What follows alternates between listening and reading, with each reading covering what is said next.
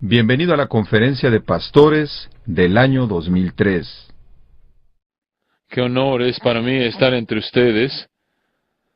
Durante estos días, tanta de la atención se está dirigiendo hacia cosas que son militares, con lo que parece ser el conflicto inevitable, un conflicto militar inevitable. Como ustedes saben, cuando una campaña militar se lleva a cabo, el ejército frecuentemente le da un nombre. La operación Causa Justa, la operación Tormenta del Desierto, la operación Saquen a Saddam de Irak, sea lo que sea que la llamen. El significado militar es impulsado por esto, es impulsado por el hecho que hay una causa y un motivo, y esto es parte de una batalla mayor y es de importancia tan estratégica que buscamos darle una etiqueta, un nombre, pero tenemos que entender la operación a la que hemos sido llamados a hacer, y es la operación, tienes que ser un expositor de la palabra, es una batalla. Es parte de una batalla, la cual hemos sido llamados, y estoy tan agradecido estoy tan agradecido por estar entre tantos guerreros de la palabra hoy en día. Cuando hablamos de la tarea de la predicación expositiva, es con un sentido por estar tan endendado, porque este es uno de los principales frentes de esta guerra. Esta es una línea frontal.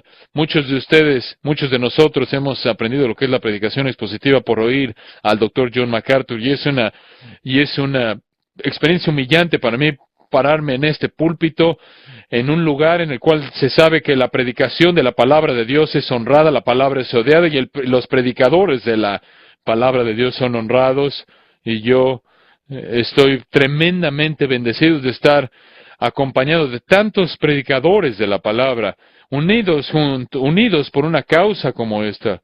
El mundo no entiende esto. El mundo piensa que estamos enfocados en un negocio absurdo.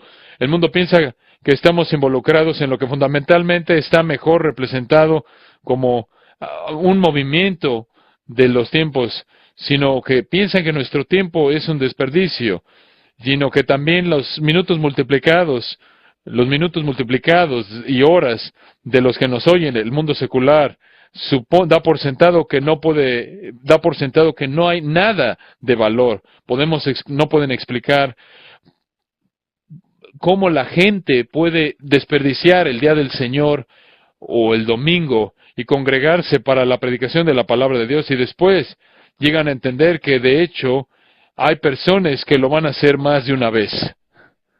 Y lo van a hacer más de una vez en una semana, algunos más de una vez en un día.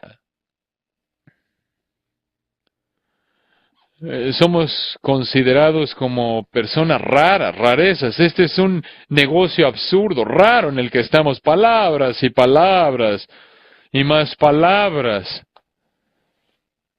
Después de todas las cosas, estamos encadenados a un libro antiguo. Es realmente viejo. Es más viejo que casi cualquier cosa que leemos, y después decimos que es la palabra de Dios.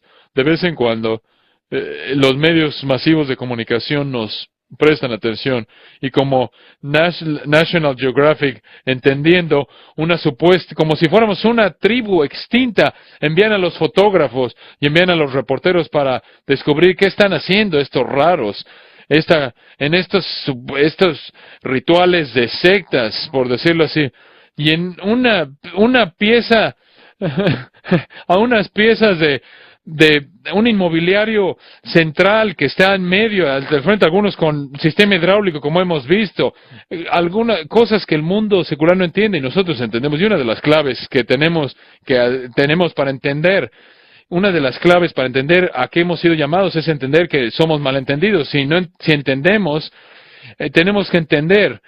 Si entendemos que el mundo secular cree que lo que hacemos el mundo secular cree que es correcto y demás, estamos mal.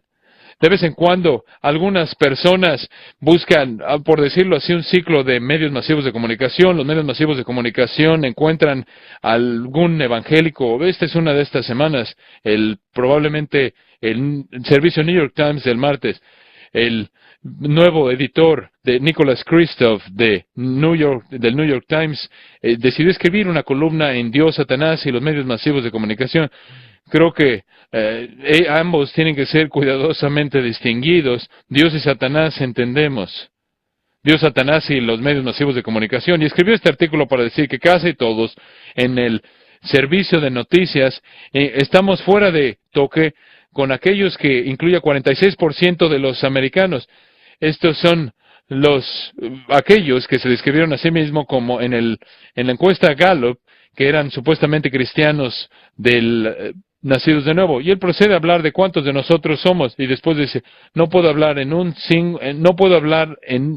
pensar en un solo evangélico que trabaje en un periódico en un gran periódico, en un periódico grande. Esto es raro. Y después procede a decir, hay una razón por la cual no pensamos en estas personas frecuentemente, porque no lo vemos. Él dice, a la gente normalmente en la parte noreste se espera, en las partes de Nueva York, normalmente se liga a estas personas con personas que son elite, y alguien menciona aquí Satanás, se menciona Nueva York, personas en Nueva York ligadas a situaciones de la calle. Escuchen la siguiente oración. Tiendo a estar en desacuerdo con los evangélicos en casi todo, y no veo problema alguno en estar en desacuerdo y en hablar de los peligros de esta influencia peligrosa. Sin embargo, no debemos de burlarse de ellos. Muchas veces encontramos que los liberales tienen más curiosidad por la religión de Afganistán que de otros, y tienen más interés en leer otras cosas que el libro de Apocalipsis. Pero ¿de qué trata? Lo interesante es que este hombre quiere ser agradable, amable con nosotros, y piensa que nos está haciendo un favor al decir, no tratemos mal a estas personas relativamente no preparadas. No los vemos porque no son tan preparadas como nosotros, no son tan sofisticados como nosotros, pero no quiere decir que debemos hablar del hecho de que no son sofisticadas ni que no están preparados. Sean amables. Hace casi 10 días, una persona en el Washington Post escribió, hablando de los evangélicos, personas en que en su mayoría eran pobres y fáciles de mandar. Obviamente un hombre que nunca ha sido un pastor. Pero con este menosprecio de los evangélicos, el Washington Post presentó una corrección en el siguiente día y dijeron lo siguiente. Uno de nuestros reporteros hablaron de los evangélicos como paros, como pobres y fáciles de mandar. De hecho, no hay información para verificar esa afirmación. Fin de la cita. No fue el fin, porque 4 días después, otro hombre citó a este reportero Michael Waskoff y decidió hacer algo raro, algo simpático de esto, y llamó a su reportaje algo que era un error, y después dijo, lo que debería de haber dicho es que los evangélicos son relativamente pobres y no preparados y fáciles de mandar. Se acabó los medios masivos de comunicación. Somos considerados rareras. Esto es extraño, absurdo. ¿Qué estamos haciendo? ¿Y por qué vamos a pensar de esta manera? Más vale que entendamos en dónde estamos, en dónde nos encontramos, pero no en contraste a la élite secular, y no en contraste a los medios masivos de comunicación, sino en contraste, y más bien en comparación a la palabra de Dios. Y los invito a que pasen al 4º Evangelio, en el 6º capítulo. El Evangelio de Juan, capítulo 6, comenzamos a leer en el versículo 48 en adelante hasta el versículo 71.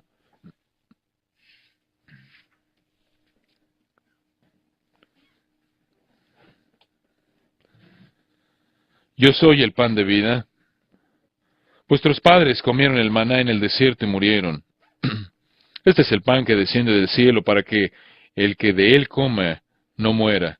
Yo soy el pan vivo que descendió del cielo. Si alguno comiere de este pan vivirá para siempre, y el pan que yo daré es mi carne, la cual yo daré por la vida del mundo. Entonces los judíos contendían entre sí, diciendo, ¿cómo puede éste darnos a comer su carne? Jesús les dijo, de cierto os digo, si no coméis la carne del Hijo del Hombre y bebéis su sangre, no tenéis vida en vosotros. El que come mi carne y bebe mi sangre tiene vida eterna, y yo le resucitaré en el día postrero, porque mi carne es verdadera comida, y mi sangre es verdadera bebida. El que come mi carne y bebe mi sangre en mí permanece, y yo en él, como me envió el Padre viviente, y yo vivo por el Padre, asimismo el que me come, él también vivirá por mí. Este es el pan que descendió del cielo, no como vuestros padres comieron el maná y murieron, el que come de este pan vivirá eternamente. Estas cosas dijo en la sinagoga, enseñando en Capernaum. Al oírlas, muchos de sus discípulos dijeron, dura es esta palabra, ¿quién la puede oír? Sabiendo Jesús en sí mismo que sus discípulos murmuraban de esto, les dijo, ¿esto os ofende? Pues qué, si viereis al Hijo del Hombre subir a donde estaba primero, el Espíritu ese que da vida a la carne para nada aprovecha. Las palabras que yo os he hablado son espíritu y son vida. Pero hay algunos de vosotros que no creen. Porque Jesús sabía desde el principio quiénes eran los que no creían y quiénes le habría de entregar. Y dijo, por eso os he dicho que ninguno puede venir a mí si no le fuere dado del Padre. Desde entonces, muchos de sus discípulos volvieron atrás y ya no andaban con él.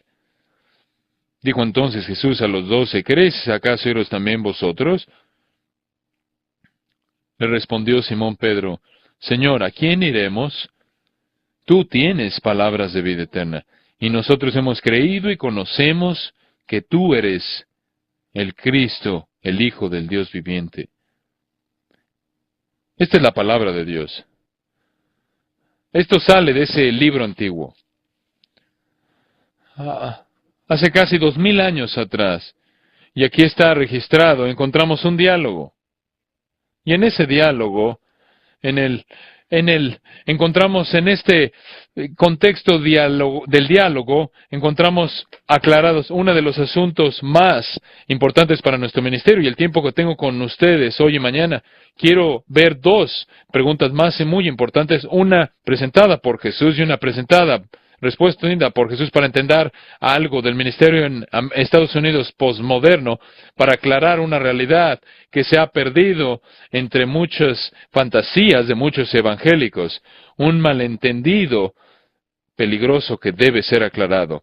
En este pasaje venimos cara a cara con algunas de las palabras más fuertes habladas por Jesús. Vean el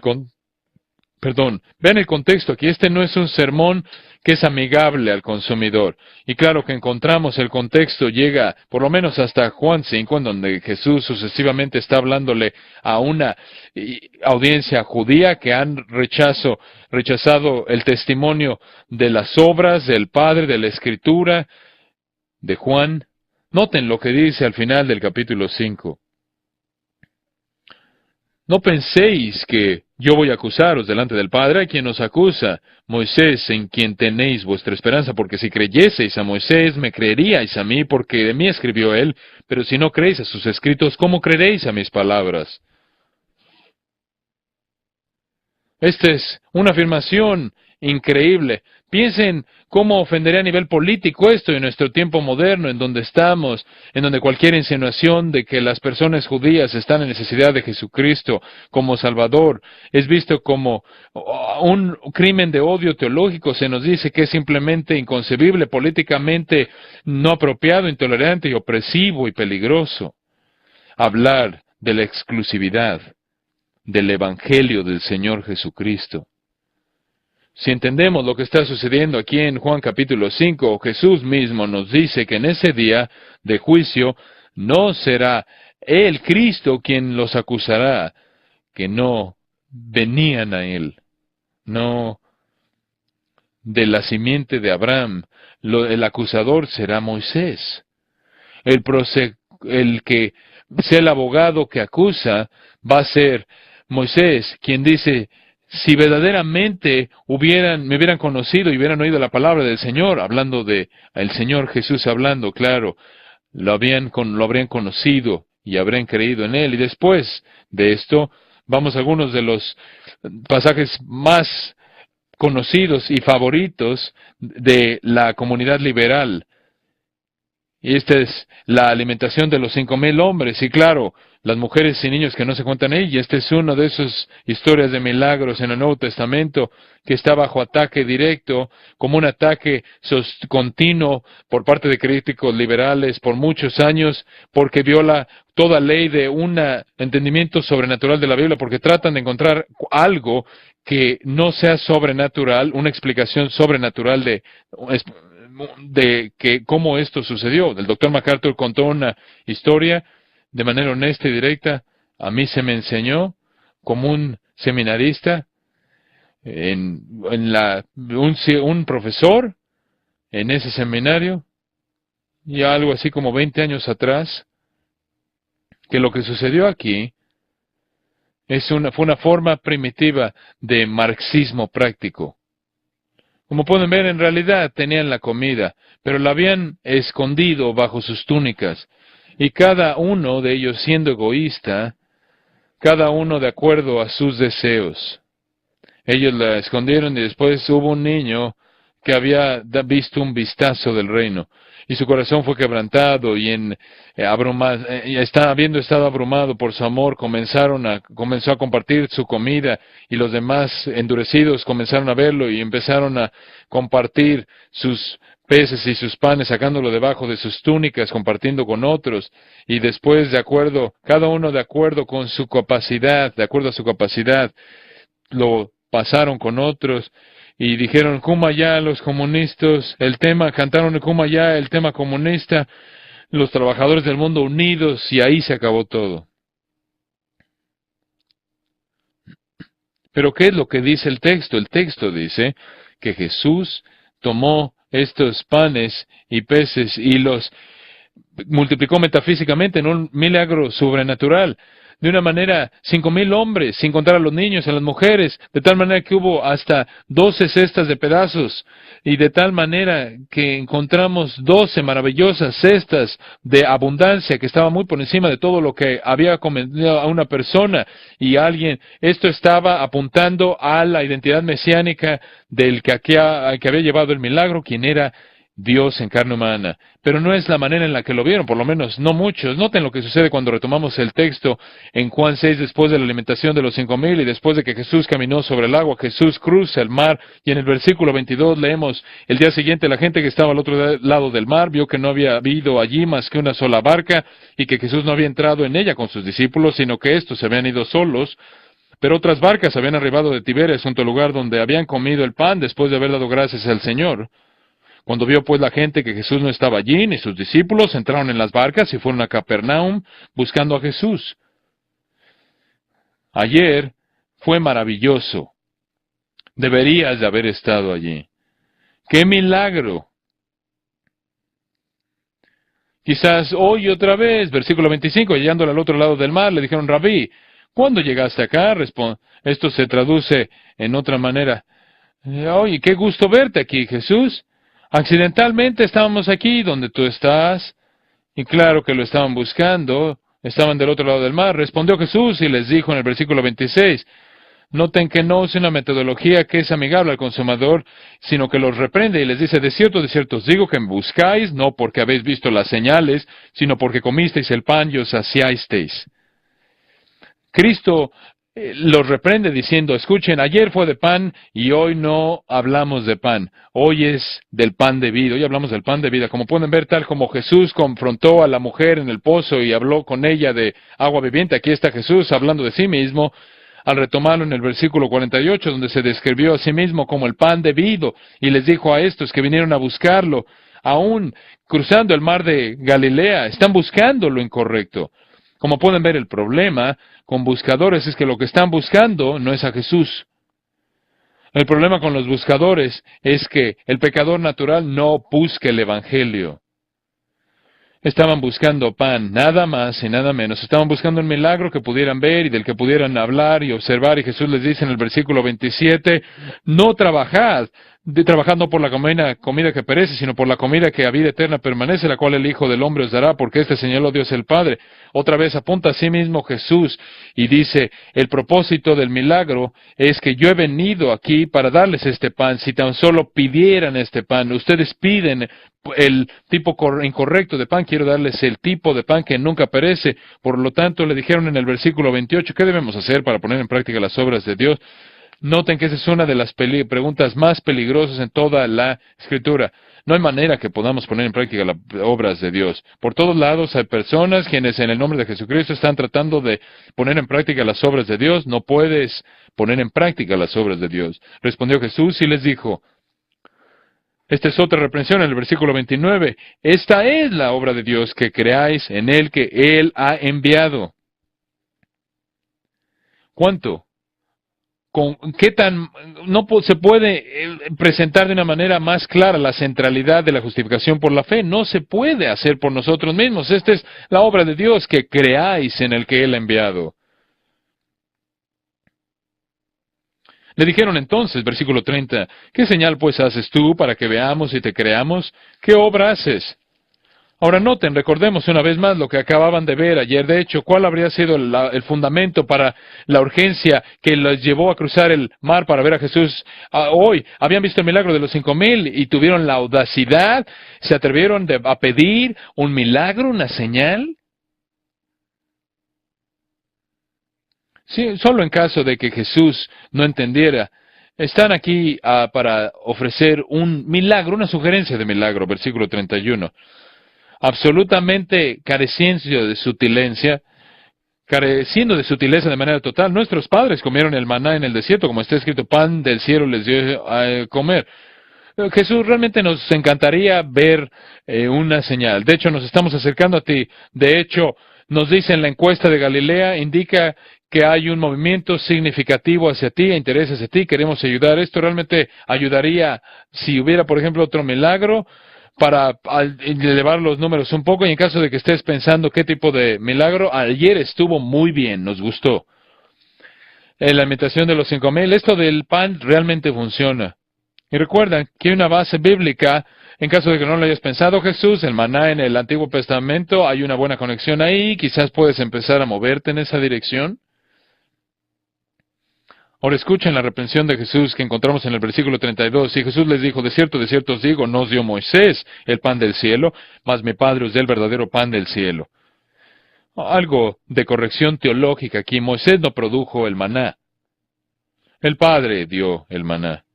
Porque el pan de Dios es aquel que descendió del cielo y da vida al mundo, señalando una vez más a sí mismo como el pan de vida, como Él se va a declarar a sí mismo. Le dijeron, Señor, danos siempre este pan. Jesús les dijo, yo soy el pan de vida.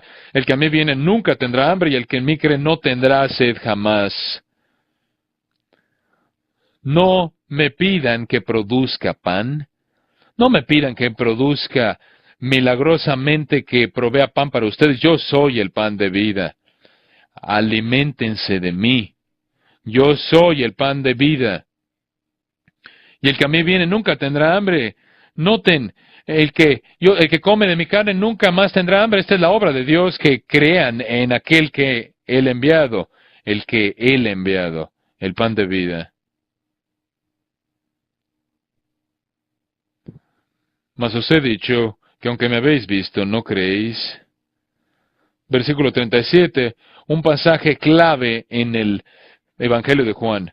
Esta es la afirmación positiva universal del Evangelio. Es una afirmación no condicional de manera absoluta. Noten con cuidado. Todo lo que el Padre me da, vendrá a mí, y al que me viene, no le echo fuera.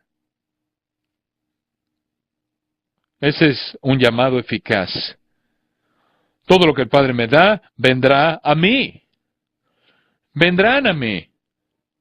Todos aquellos que el Padre le dan todos aquellos que el Padre le da al Hijo vendrán a Él, y hay una promesa incondicional que aquellos que le son dados al Hijo, el que viene a mí, ciertamente no le echo fuera.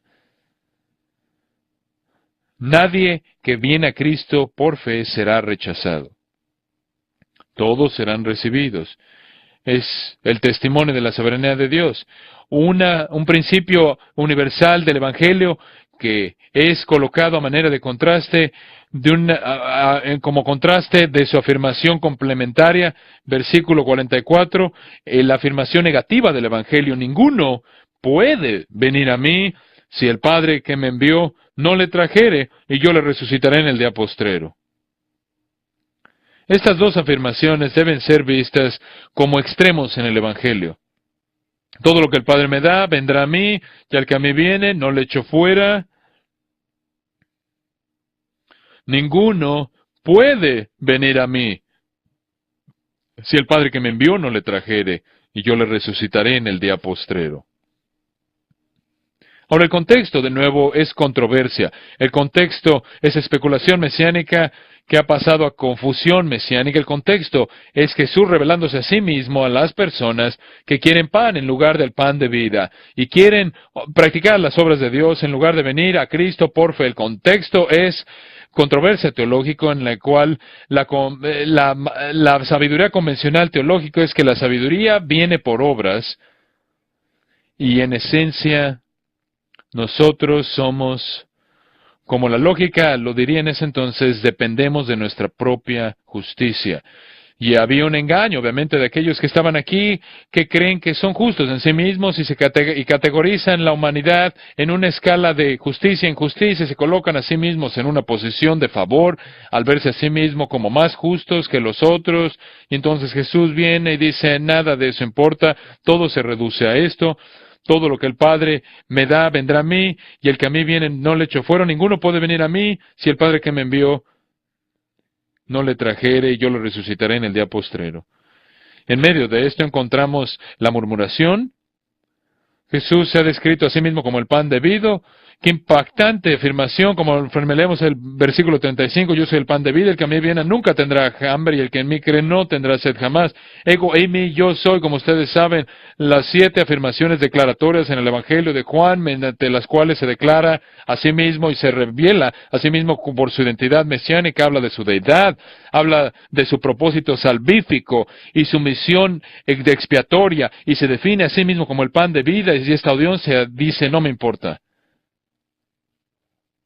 Ahora entraré al milagro. Como pueden ver, el problema es que los que buscan milagros buscan el milagro equivocado.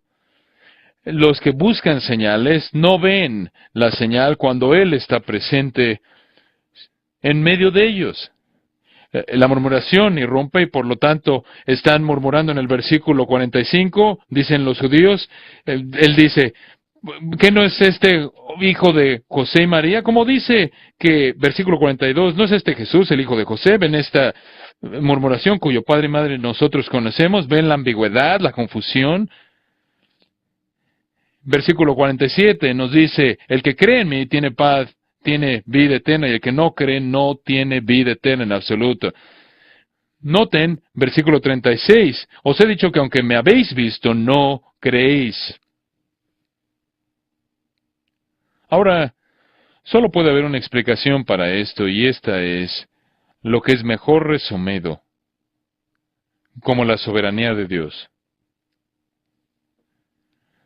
La soberanía de Dios en la creación, la soberanía de Dios en la salvación, la soberanía de Dios en la historia, la soberanía de Dios en todas las cosas, y especialmente aquí la soberanía de Dios aún en la respuesta a la palabra, respuesta al Evangelio.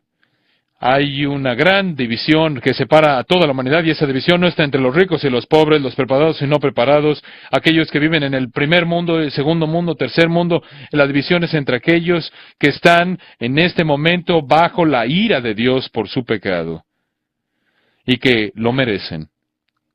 Y por otro lado, aquellos que son igualmente culpables, pero que están bajo la sangre del Señor Jesucristo.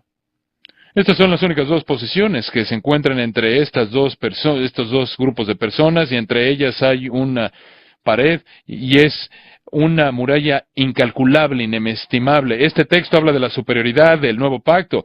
Esto no es del maná y de Jesús. Esto es simplemente para hacer el punto claro. Jesús dice: escuchen, sus padres comieron el pan en el desierto y no hay ninguno que esté hoy para que hable de esto. Del mismo, ya murieron todos. El maná los mantuvo vivos en el desierto, pero no hay ni uno de ellos que esté aquí, que estén aquí, que les diga algo de ellos, ni aun en asilos. Yo les estoy hablando del pan de vida, la superioridad del nuevo pacto por encima del antiguo. Esto no es de Moisés guiando a la gente, sacándolo del Éxodo. Este es Jesús, Dios en hambre de carne, Dios en carne humana. Este es para que sean liberados del pecado. ¿Quieren maná? Jesús habla de carne y sangre como como comida salvadora, que de manera semejante al agua viva de la cual le habló a la mujer en el pozo. Si no van a comer de mi carne y tomar de mi sangre, entonces no vas a poder vivir. El que come este pan vivirá para siempre. Venid a mí. Aliméntense de mí, créanme a mí, yo soy el pan de vida.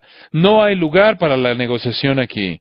Estas son afirmaciones declarativas simples. Esto es inambiguo. Esto no es ambiguo, esto es el Evangelio, y esto es difícil de aceptar. Como pueden ver, nos encontramos en la médula de la ofensa del Evangelio, porque esto no es de algún tipo de un Evangelio en términos generales, sino este es el Evangelio de la cruz. Este es el Evangelio de Jesucristo. Este es el Evangelio de aquel que dijo: yo soy el pan de vida. Aliméntate de mí. Si no te alimentas de mí, si no no me recibes, no vienes a mí en fe, no tienes vida y no eres más que un muerto vivo. Esta es la característica de buscar ser aceptado políticamente en su clímax. Y no son solo aquellos que se identifican a sí mismos como aquellos que son incrédulos. No solo aquellos que se identificaban como incrédulos estaban afligidos. Y esta es la dificultad de este texto. Noten el versículo 60. Al oírlas, muchos de sus discípulos dijeron: dura es esta palabra. Una palabra, afirmación difícil. ¿Quién la puede oír?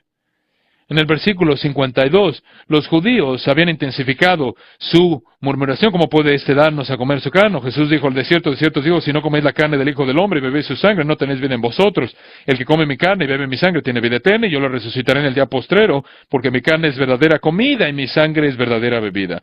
El que come mi carne y bebe mi sangre en mí permanece, y yo en él. Como me envió el Padre viviente, yo vivo por el Padre, asimismo el que me come, él también vivirá por mí. Este es el pan que descendió del cielo. No como vuestros padres comieron el maná y murieron. El que come de este pan vivirá eternamente. Y algunos de sus supuestos discípulos se dijeron el uno al otro: dura es esta palabra, ¿quién la puede oír? ¿Se pueden imaginar la escena? Ponderen conmigo por un momento la escena. Él está en Capernaum, en la sinagoga de Capernaum. El conflicto, el escándalo, la controversia, todo está ahí. Está hirviendo ahí en la olla, en lo que debió haber sido una circunstancia muy difícil para aquellos que estaban preocupados por la etiqueta o el protocolo teológico. Literalmente estas cosas no se hacen. No en la sinagoga. Y sus discípulos comienzan a verse el uno al otro, comienzan a menospreciar, más bien ver hacia abajo, conforme se intensifica el diálogo, conforme la revelación de Jesús se vuelve más y más clara, conforme su confrontación con la audiencia se vuelve más y más dramática, comienzan a verse el uno al otro y se preguntan: ¿dijo lo que creo que oí? Creo que más bien lo está diciendo de una manera fuerte. Esto es claro. Esto es solo un discurso. Él pudo haberlo hecho de una manera más suave. Cualquier pastor que tiene un personal sabe exactamente lo que está pasando aquí. Ustedes saben, esto es más de lo que necesita hacer aquí. Esto es difícil, esto es duro. Esto no está siendo recibido muy bien. Jesús reprendió a aquellos que vinieron a él buscando la señal equivocada, buscando y demandando un milagro. Reprendió a aquellos que dijeron ser sus discípulos. Vean las palabras, sabiendo Jesús en sí mismo que sus discípulos murmuraban de esto, les dijo: ¿esto os ofende? ¿Se pueden imaginar a Jesús volviéndose a aquellos que decían ser sus discípulos? Y él se dirige a ellos y les dice, ¿esto os ofende? ¿Aquellos acaso los hace sentir incómodos? Perdónenme, ¿se están sintiendo un poco mal aquí? Conforme Él se declara ser el pan de vida, tenemos que recordarnos aquí de algo muy importante. Esto no está hablando en este momento en el texto de los 12. Esto está hablando aquí de ese grupo más grande, identificado en los 4 grupos como aquellos que eran discípulos que estaban asociados como Jesús, decían ser parte de Jesús, parte de lo que Jesús estaba haciendo, querían ser enseñados por Jesús, habían venido a Jesús, siguiendo a Jesús, pero en este punto en el Evangelio de Juan, se pone dura la situación y aquellos que no son fuertes dejan de seguirlo. El texto es tan difícil aún para nosotros de leer. Jesús les está diciendo esto os ofendo, esto les molesto, este es motivo de controversia. En el versículo 62 amplifica esto diciendo, pues qué si vieres al Hijo del Hombre subir a donde estaba primero. En otras palabras, si creen que esto es difícil, no tienen idea hacia dónde se dirige este movimiento. Si creen que esto es difícil, ni siquiera estamos en la cruz y la resurrección y la ascensión. Si creen que esto se va a poner más difícil, si esto está difícil en la sinagoga de Capernaum, imagínense entonces lo que está por venir. Y después en el versículo 63 nos da un principio de la vida cristiana, el principio del Evangelio que todo cristiano, todo predicador debe mantener en su mente conforme predica la palabra de Dios. Versículo 63, el Espíritu es el que da vida. La carne para nada aprovecha. Las palabras que yo os he hablado son espíritu y son vida. El principio aquí es entre el espíritu y la carne.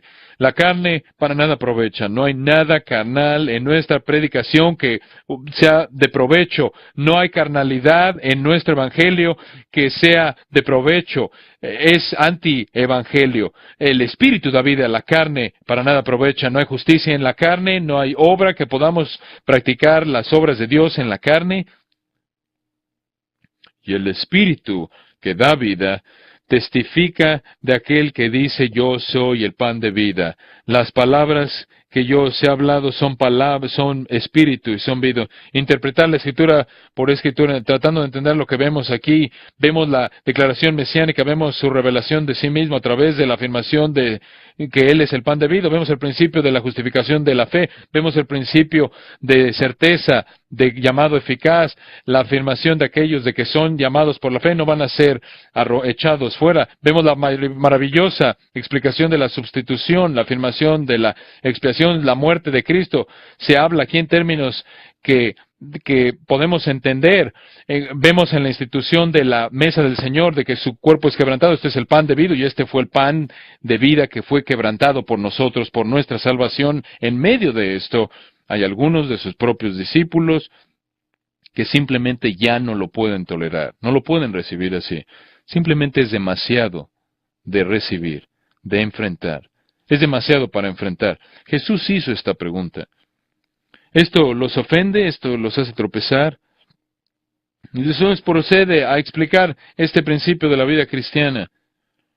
Y después en el versículo 64 leemos una explicación aún más clara de esto. Pero hay algunos de vosotros que no creen.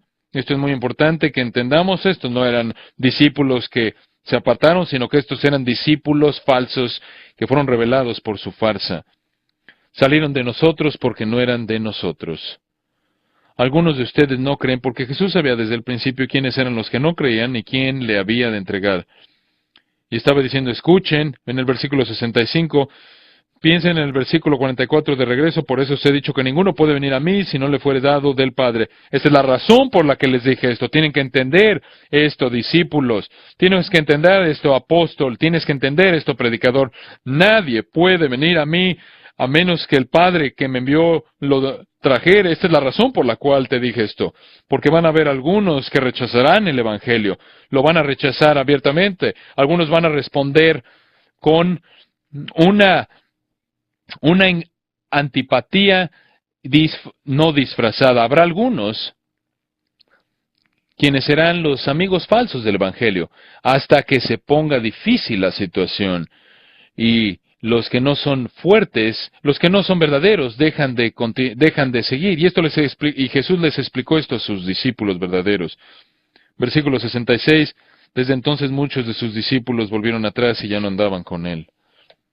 Si el texto terminara ahí, creo que sería más fácil para nosotros. Si el texto terminara con los falsos profesantes partiendo, y si Jesús solo hubiera hecho una pregunta, Y si solo hubiera hecho una pregunta de aquellos que pretendían ser verdaderos cuando eran falsos, será más fácil, pero aquí no es donde termina el texto, aquí no es donde termina el texto en absoluto.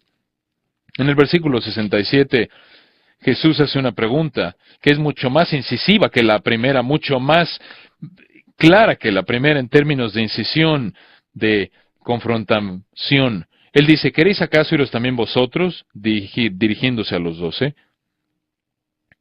¿También se quieren ir? ¿Esto es muy difícil para ustedes? Esto es demasiado difícil de explicar, demasiado difícil de representar.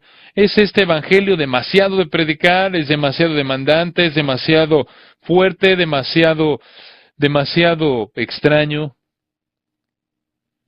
¿Ustedes también se van a ir?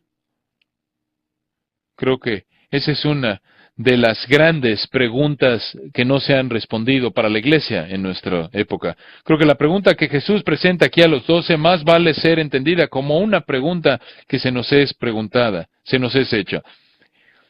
Jesús se vuelve a los 12 y realmente como cuando están en Cesarea de Filipos y cuando Él les dice, ¿y quién dicen ustedes que yo soy? No hay evasión, se pueden imaginar en la atmósfera de la situación, debió haber sido como si todo el oxígeno hubiera sido quitado de la atmósfera y con una ansiedad sofocante bajo la presión que estaban enfrentando, ¿qué es lo que van a decir? ¿Qué es lo que van a decir? Y Simón Pedro habla. Él fue el que en Cesarea de Filipos dijo, tú eres el Cristo, el Hijo del Dios viviente.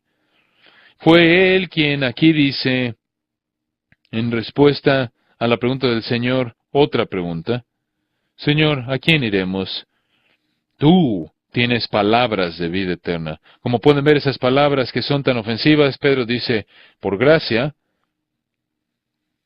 las reconocemos como las palabras de vida eterna. Jesús no lo entendemos todo. Pedro claramente no lo entendía. Pero entendemos lo suficiente como para decir, como para saber que estas palabras que causan que otros se aparten, estas palabras que causan tanto enojo en la sinagoga, estas palabras que llevan a tanto enojo, odio, antipatía, estas palabras que parecen extrañas a otros, estas son las palabras de vida eterna. Entendemos eso. Y después procedió a decir, y nosotros hemos creído y conocemos que tú eres el Cristo, el Hijo del Dios viviente. En este contexto, en este punto, en el Evangelio de Juan, esto es increíble. Nos hace suspirar. Aquí están los discípulos que antes habían estado en la mayor parte del tiempo llenos de confusión. En la dinámica de esta controversia, aquí encontramos que el punto de la discusión es Jesús. Los verdaderos discípulos lo entienden cuando tantos discípulos lo rechazan, cuando rechazan lo que otros rechazaron. Aquí están aceptándolo a través de la pregunta de Simón Pedro, ¿a quién iremos? Tú tienes palabras de vida eterna. Eso no es todo, Señor, sino que nosotros también hemos creído este verbo que es usado de una manera tan clara, hemos creído y conocemos que tú eres el Cristo, el Hijo del Dios viviente, el Mesías, ungido, prometido, el prometido. La verdadera iglesia responde de esta manera y solo de esta manera. La verdadera iglesia está revelada de manera distintiva por esta declaración que Jesús es Señor. Dios totalmente, Dios 100%, hombre 100%. El Salvador a quien Dios envió porque le agradó a Él como expiación por nuestros pecados. Este es conocimiento revelado, como Jesús le dijo a Pedro en Mateo 16, este es conocimiento revelado, ha sido revelado en el pasaje que acabamos de leer, ha sido revelado por la aplicación del Espíritu en los corazones de estos verdaderos discípulos, los verdaderos creyentes, conocen esto por revelación y ahora están preparados para responder a la pregunta del Señor, ¿ustedes también se quieren ir? La respuesta es no. Para 11, sabemos que Judas está ahí. Y no no entendamos correctamente esto. Jesús, Él sabía quién le iba a entregar desde el principio. Esto es difícil de recibir. ¿Qué fue lo que los discípulos dijeron? Estos discípulos falsos que ya no caminaban con él, estaban totalmente en lo correcto, en lo difícil que esto era. Tenemos que ser honestos, esto es difícil, esto es duro, esto no es lo que la gente quiere oír, las palabras suaves de un profesional religioso que vengan y les diga lo que deben hacer para hacer que esta deidad de la supuesta espiritualidad, este vacío espiritual, para que esté bien. El evangelio que predicamos es el evangelio del pan de vida. Y es algo difícil, es verdaderamente duro. El Señor hizo esta pregunta: ustedes también se quieren ir, porque habían aquellos que decían ser creyentes, y tenemos que reconocer que tenemos que reconocer que en el último periodo de la historia de la iglesia ha habido una apostasía enorme de la iglesia, y lo más triste es que no se apartaron al irse, sino al quedarse con sus títulos, con sus salarios, con sus púlpitos, con sus denominaciones, con sus casas de publicaciones, sus escuelas de divinidad, y ahí siguen. Pero se apartaron. Esto es algo duro, esto es difícil. Si tú quieres ser popular entre los preparados, los que son atractivos, este no es el evangelio que puedes predicar. Si no te has dado cuenta, quieres decir que estás en un secreto, que no te has dado cuenta que esto no se vende. Aquello que agrada a la cultural, a la mayoría de la gente, lo que es popular, esto no es popular, esto es algo difícil de vender, de presentar. Entonces la tentación viene de tratar de encontrar una manera de salirse de este predicamento.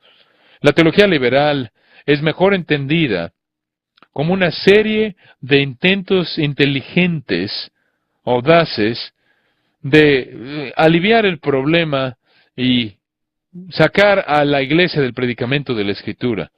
Y este es el predicamento que tenemos. En primer lugar, el problema, y regresamos a la Escritura, como pueden ver, esta es la palabra de Dios, inspirada, autoritaria, infalible, inerrante, no meramente contiene la palabra de Dios. No es un repertorio del cual podemos escarbar y encontrar la palabra de Dios, sino que es la palabra de Dios en cada palabra. Como pueden ver, eso es algo duro, es difícil. Y cuando le decimos a la gente, encontramos significado definitivo, verdad definitiva en este libro, y por cierto, no hay nuevas ediciones. No es actualizada, es viva y respira y más cortante que toda espada de dos filos. Ese es un escándalo, simplemente en ese punto. La doctrina de la creación, sabemos que ese es un escándalo. Es algo difícil. Pero la ontología determina la teleología, y si tú no crees que Dios creó el mundo desde el principio, en el principio entonces es una vaciedad cósmica sin significado, no hay nada en medio. Tenemos cosas difíciles de qué hablar con la humanidad. En primer lugar, no creemos que los seres humanos son productos de la evolución, por lo tanto, creemos que hay algo especial en los seres humanos, que fueron hechos a imagen y semejanza del mundo, y creemos que esto quiere decir algo. Y sé dónde estoy en la costa occidental de Estados Unidos. Pero realmente el sexo quiere decir algo, y no solo es una construcción social, masculino y femenino. Ya estamos por todos lados, y lo sacamos de los expertos de la mercadotecnia, y si simplemente puedes callarte en esa área y hablar de las cosas amorosas, vas a hacer que la gente te oiga. El pecado. Estás hablando de algo difícil de predicar. No puedes hablar del Evangelio sin hablar del pecado. No puedes hablar de seres humanos sin hablar del pecado. No puedes hablar de nada sin hablar del pecado. Y tenemos predicadores que dicen es una carencia fundamental de autoestima. Es un problema de personalidad. Si ese es el caso, entonces trae a los terapeutas, saca la cruz. Pero cuando dices, no, el problema es que somos enemigos de Dios, somos rebeldes, dejamos a un lado la santidad de Dios, somos los objetos que merecen la ira de Dios. Eso es algo difícil de predicar, de recibir, y después la cristología. totalmente Dios, totalmente humano. Seguro que hay alguna manera de explicar esto. Y el nacimiento virginal, este es algo difícil de tratar de traer a la mesa de la discusión pública. Los milagros, cada uno de ellos es un escándalo. La alimentación de los 5,000. Ante esa influencia influencia antisupernaturalista, realmente no lo cree de manera categórica. Y no lo creen, y creemos que esto es una realidad porque está revelado en la palabra de Dios, y creemos todo lo que está en ella, todos estos milagros. La resurrección, la cruz, la ascensión, como vimos la semana pasada, a partir de 1 Corintios 1, todo es escándalo, es insensatez, y es insensatez 24 horas, 7 días a la semana. Es de la iglesia, es nuestra gracia que nos carga, el favor inmerecido. Eso no se va a recibir muy bien en una cultura de profesionistas móviles. No se les quiere decir que no hay nada, que no pueden hacer nada por su salvación, la exclusividad del Evangelio. Este es un escándalo que va a hacer que lo llamen a usted una persona culpable de crimen de odio. Alguien que es peligroso, en proporciones peligrosas, y lo van a ver como imprudente. Y luego está todo el asunto de la doctrina de Dios. Aún algunos teólogos se llaman teólogos evangélicos y quieren despojar la realidad de la doctrina de Dios, la omnisciencia de Dios. Hay mucho que decir y ahora están diciendo que de la apertura de Dios. Algunos están hablando de la apertura de Dios. No creemos en que Dios está cerrado, sino creemos en la deidad de Dios, en que Él es Dios. Y el Dios revelado en las Escrituras conoce todo lo sabe. Incondicionalmente, pasado, presente, futuro. Es una infinidad sin límites. No hay condiciones, no hay límites. La soberanía de Dios es demasiado para aceptar. Simplemente es demasiado. En este mundo moderno en el cual la autonomía moderna, la humana, reina, en el cual el principio del destino personal, es mucho hablar de un Dios que es un rey y soberano sobre nosotros. ¿Ha notado que aún algunos de los teólogos liberales están dando un paso atrás del universalismo porque ahora llegan a la conclusión que eso viola la autonomía humana, que puede haber algunos que no quieren ser salvos y que Dios respetará su decisión y no quiere que sean salvos? Entonces va a salvar a todos excepto por aquellos que no quieren porque creen en la autonomía humana al grado que si no quieren ser salvos, ahí los dejamos.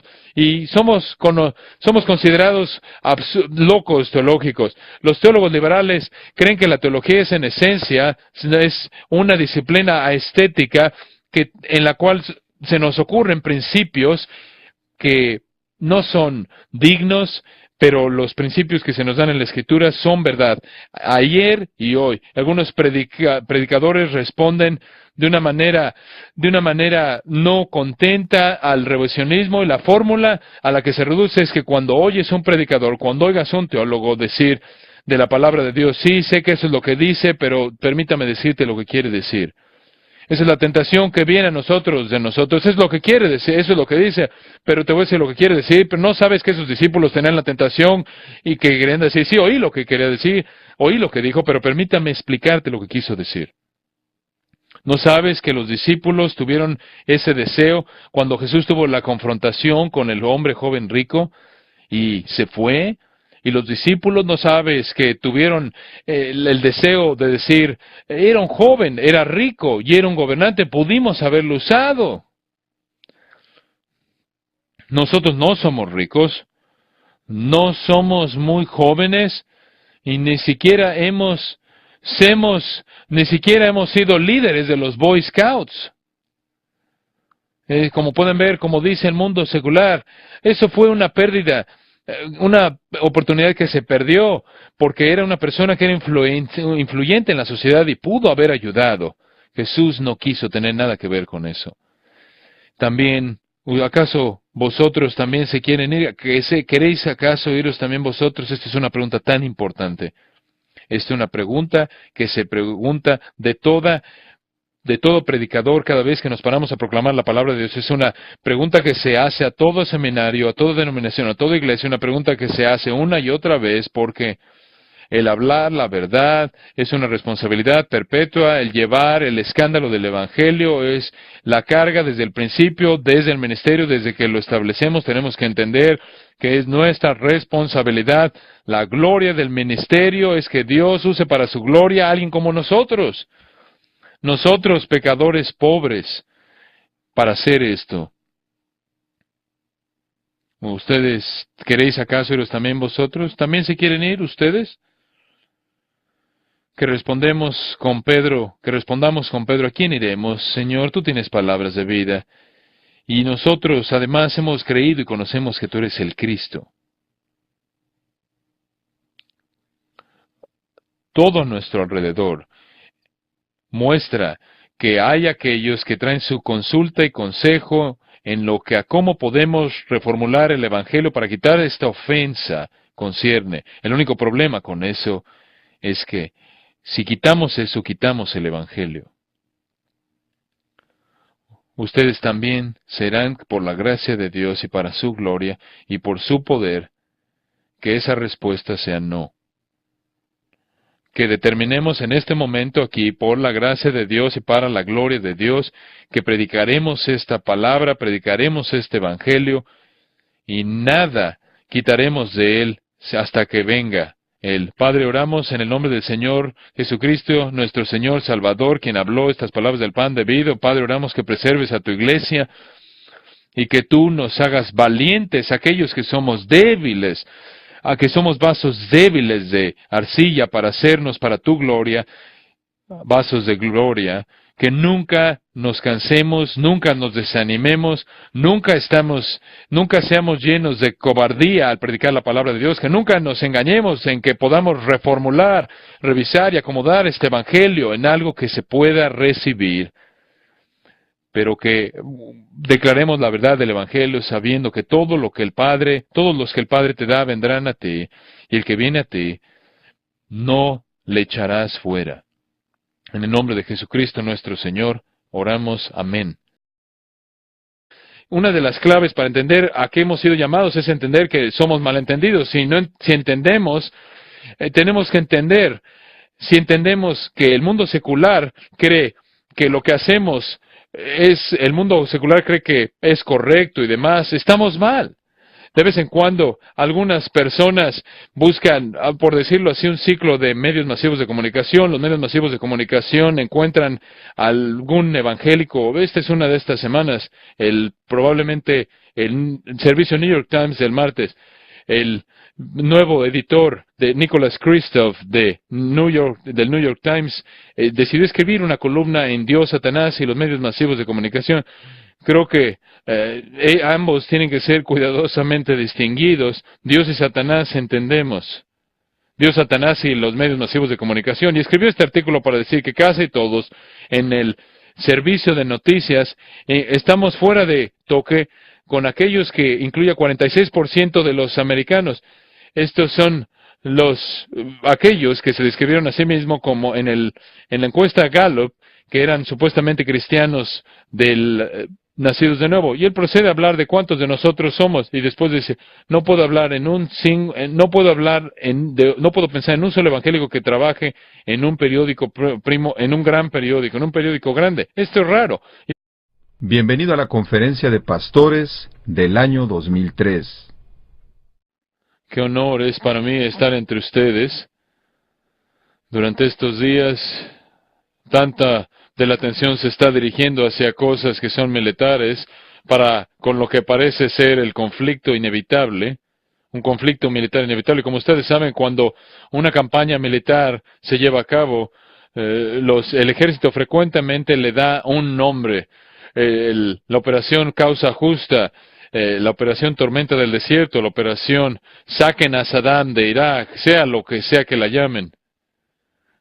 El significado militar es impulsado por esto, es impulsado por el hecho que hay una causa y un motivo, y esto es parte de una batalla mayor y es de importancia tan estratégica que buscamos darle una etiqueta, un nombre, pero Tenemos que entender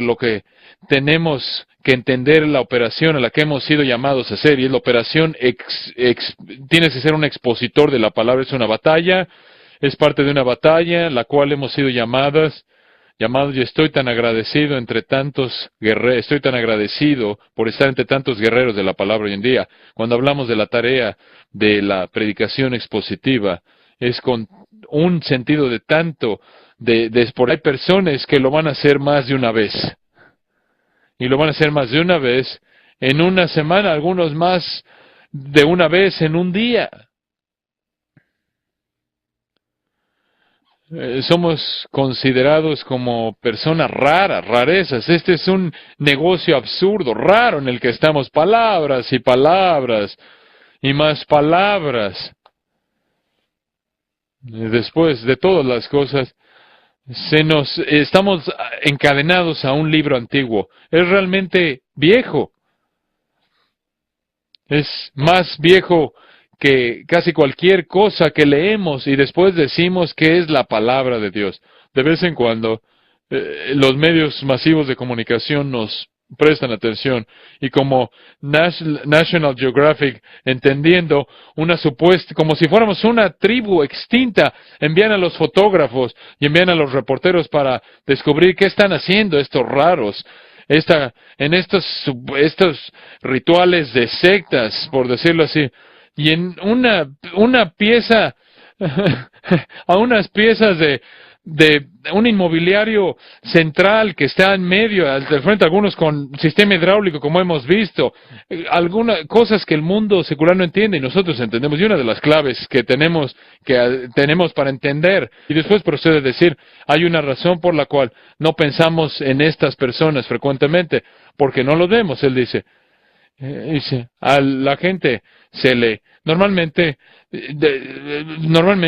en la parte noreste se espera, en las partes de Nueva York, normalmente se liga a estas personas con personas que son elite, y alguien menciona aquí Satanás, se menciona Nueva York, personas en Nueva York ligadas a situaciones de la calle. Escuchen la siguiente oración: tiendo a estar en desacuerdo con los evangélicos en casi todo, y no veo problema alguno en estar en desacuerdo y en hablar de los peligros de esta influencia peligrosa. Sin embargo, no debemos de burlarse de ellos.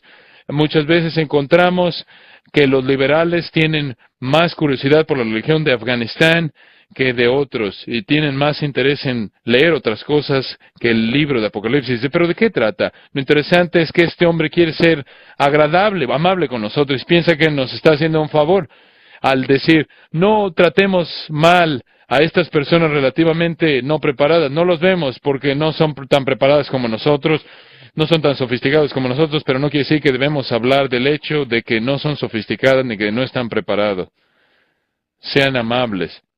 Hace casi 10 días estar tan endendado, porque este es uno de los principales frentes de esta guerra. Esta es una línea frontal. Muchos de nosotros hemos aprendido lo que es la predicación expositiva por oír al Dr. John MacArthur, y es una experiencia humillante para mí pararme en este púlpito, en un lugar en el cual se sabe que la predicación de la palabra de Dios es honrada, la palabra es odiada, y los predicadores de la palabra de Dios son honrados, y yo estoy tremendamente bendecido de estar acompañado de tantos predicadores de la palabra, unidos por una causa como esta. El mundo no entiende esto. El mundo piensa que estamos enfocados en un negocio absurdo. El mundo piensa que estamos involucrados en lo que fundamentalmente está mejor representado como un movimiento de los tiempos, sino que piensan que nuestro tiempo es un desperdicio, sino que también los minutos multiplicados y horas de los que nos oyen, el mundo secular, da por sentado que no hay nada de valor. No pueden explicar cómo la gente puede desperdiciar el día del Señor o el domingo y congregarse para la predicación de la palabra de Dios, y después llegan a entender que de hecho